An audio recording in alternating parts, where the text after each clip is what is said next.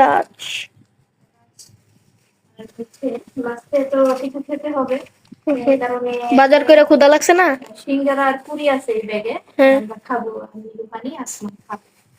ওকে, দেখছো বাজার পুরাটা দেখা যায়? ক্যামেরায় ধরতেছেন অনেক বেশি। দাও আমার কাছে। ওকে,